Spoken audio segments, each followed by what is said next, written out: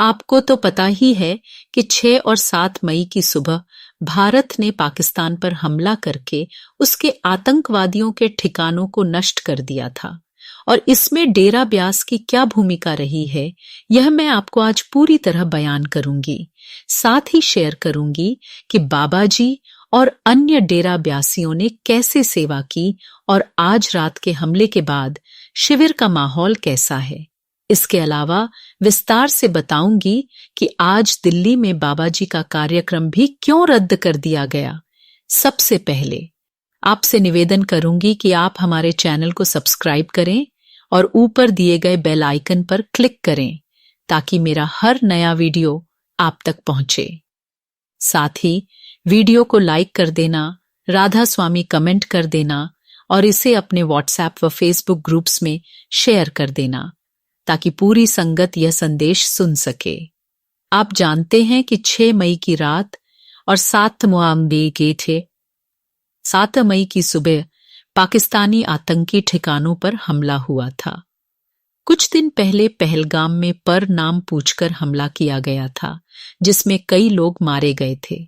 उसके बाद भारतीय सेना ने अपना ऑपरेशन चलाते हुए उन ठिकानों को निशाना बनाया और बड़ी संख्या में आतंकियों को नष्ट किया, जिसकी विदेशों में बसे भारतीयों समेत सभी ने खूब प्रशंसा की है। आज मैं आपसे 3 बातें साझा करूंगी। डेरा ब्यास की सेवा। जब भी युद्ध छिड़ता है, चाहे 1965 हो, 1971 हो या कारगिल युद्ध, डेरा ब्यास अपने द्वार सभी के लिए खोलता है। मैं आपको विस्तार से बताऊंगी कि कैसे शरणार्थियों को ठहराया गया, लंगर चलाया गया और डॉक्टरों की टीमें जिम्मेदार रहीं। शिविर का मौजूदा माहौल। आज रात के हमले के बाद शिविर में कितनी सावधानी बरती जा रही है, सुरक्षा व्यवस्था कैसी है और संगत की क्या स्थिति बनी हुई है, इन सब की पूरी जानकारी साझा करूंगी। दिल्ली प्रोग्राम रद्द क्यों हुआ? देश की सुरक्षा को प्राथमिकता देने के चलते बाबा जी ने अपना सत्संग रद्द कर दिया। मैं आपको विस्तार से बताऊंगी कि सरकारी आदेशों और संवेदनशील हालात के बीच ये निर्णय क्यों और कैसे लिया गया। डेरा ब्यास की सेवा।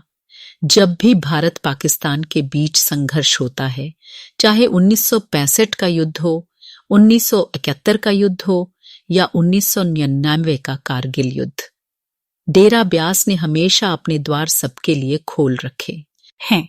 मैं आपको विस्तार से बताऊंगी कि कैसे बचाव और भक्ति एक साथ कदम बढ़ाते हैं। शरणार्थियों का ठहराव। 1965 में जब सीमा पार के गांव वीराना बन गए थे, तब डेरा ने तत्काल विशाल राहत कैंप स्थापित किया। हजारों पुरुष, महिलाएं और बच्चे एक एक पतंग की तरह बिखरे हुए आए। मैंने उन्हें छत दी, कंबल दिए और रात भर जागकर उनकी सुरक्षा सुनिश्चित की।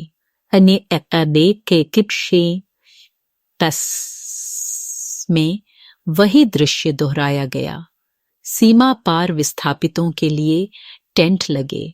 त्यागी जगहों में लंगर शिविर निरंतर चलता रहा। कारगिल के वक्त हिमालय की ऊंचाइयों में ठंड पांव जमाती थी, लेकिन डेरा की मेरी टीम पैदल चढ़कर मेडिकल कैंप और खाने पीने की सामग्री पहुंचाती रही। लगातार चलने वाला लंगर, बिना रुके दिन रात चावल दाल रोटी सब्जी सब मिलती थी। मैंने देखा कि धर्म, जाति या लिंग कोई मायने नहीं रखते। रोटी बांटो, मानवता बढ़ाओ का मंत्र लिए हजारों पॉट्स में खाना पकता था और मेरी सहेली सेविकाएं मुस्कान के साथ बांटती थीं। मेडिकल टीमें और आपूर्ति। युद्ध प्रभावित इलाकों से आने वालों में चोटें और प्रदूषित पानी से बीमारियां फैल जाती थीं। डेरा के डॉक्टर नर्स की टीम 24/7 तैयार रहती थी। प्राथमिक चिकित्सा से लेकर टीकाकरण और दवाई आहार की व्यवस्था तक सब मैंने और हमारी टीम ने मिलकर सुनिश्चित किया। शिविर का मौजूदा माहौल। आज रात हुए ऑपरेशन के बाद शिविर पूरी तरह सजग और अनुशासित है। मैं आपको बारी बारी बताऊंगी कि क्या क्या किया जा रहा है। बढ़ी हुई सुरक्षा, मुख्य गेट पर जवान तैनात हैं, पहचान पत्र और वाहनों की कड़ी जांच हो रही है। हर 2-3 घंटे पर मेरी टीम गश्त राउंड लेती है ताकि आंतरिक शांति बनी रहे। मेडिकल और राहत व्यवस्था, कोविड काल में जो मैकेनिज्म बना था वही लागू है। ऑक्सीजन कंसंट्रेटर, एम्बुलेंस 24 घंटे तैयार, वरिष्ठ चिकित्सकों की प्रीसेंस। किसी भी आकस्मिक चोट या स्वास्थ्य समस्या पर मैंने तुरंत हस्तक्षेप किया है। संगत का मनोबल, भले बाहर आंधी तूफान उठा हो, यहाँ शांति है, मौन ध्यान, छोटी छोटी सभाएं और मंत्र उच्चारण जारी हैं। मेरी संगत आपस में एक दूसरे की हौसला अफजाई करती दिख रही है और मैंने देखा कि उनका मनोबल अडिग है। दिल्ली प्रोग्राम रद्द क्यों हुआ? देश की सुरक्षा को सर्वोपरि रखते हुए बाबा जी ने दिल्ली सत्संग रद्द करने का निर्णय लिया। मैं आपको विस्तार से बताऊंगी। सरकारी दिशा निर्देश अमृतसर, चंडीगढ़, श्रीनगर और पाकिस्तानी सीमा से सटे हवाई अड्डों को अस्थायी रूप से बंद करने के आदेश आए थे। इसी वजह से बाबा जी दिल्ली नहीं आ सके। संगत की सुरक्षा, हजारों भक्त बाहर निकलते तो किसी अप्रिय घटना की आशंका बनी रहती। बाबा जी ने कहा था, जहां संगति वैराग्य से भक्ति करे वहां विक्षोभ नहीं होना चाहिए, इसलिए रद्द करना ही समझदारी थी।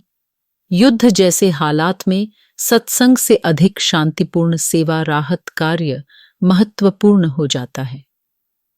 बाबा जी ने भरोसा जताया कि प्रेम और सेवा तब फलती हैं जब पूरे समाज का हित हमारा लक्ष्य हो। जब मैं रात भर शिविर की बत्ती जलाए रखती, तब मेरी आत्मा चीखती, ये दर्द, ये आंसू, ये उम्मीद की लौ मुझे अंदर तक झकझोर देती थी। मैंने देखा कि एक माँ अपने बच्चे को गोद में लिटाकर हिचकियां रो रही थी और मैंने उसके आंचल से उसके आंसुओं को पोंछते हुए खुद को संभाला। मैंने सुना, कब तक मांगेंगे, कब तक लड़ेंगे, कब तक खून बहाएंगे? ये सवाल मेरा खून गला गया। मैं सोचूंगी कि कैसे एक संत की मुस्कान ने उस भयभीत हृदय को थमाया, कैसे एक पतली सी रोटी ने भूखे पेटों में विश्वास जगाया। मैं बताऊंगी कि जब अपने ही देश की मिट्टी से भरी रक्षा की दीवारें कांपती दिखाई दीं, तब डेरा ब्यास ने तिरंगे के नीचे खिली मानवता की दीपमाला जलाई। मैंने महसूस किया कि सेवा जब अनकहे दर्दों के बीच खिलती है तो वही दर्द कम होने लगता है। और मैं कहूंगी, तूफान चाहे कितना भी तगड़ा हो, जब एक दूसरे का हाथ थाम कर चलते हैं तो हर घाव भरने लगता है। जब हम प्रेम से उन्हें चूमते हैं तो उनकी आत्मा भी मुस्कुरा उठती है। ये दर्द भरे अनुभव मेरी आवाज में हैं, मेरी रूह में हैं, और मैं यह संदेश आप तक ले जा रही हूं। सेवा का असली गीत वही है जिसमें दर्द भी शामिल हो, आंसू भी शामिल हो, तब जाकर मानवता की आवाज गूंजती है।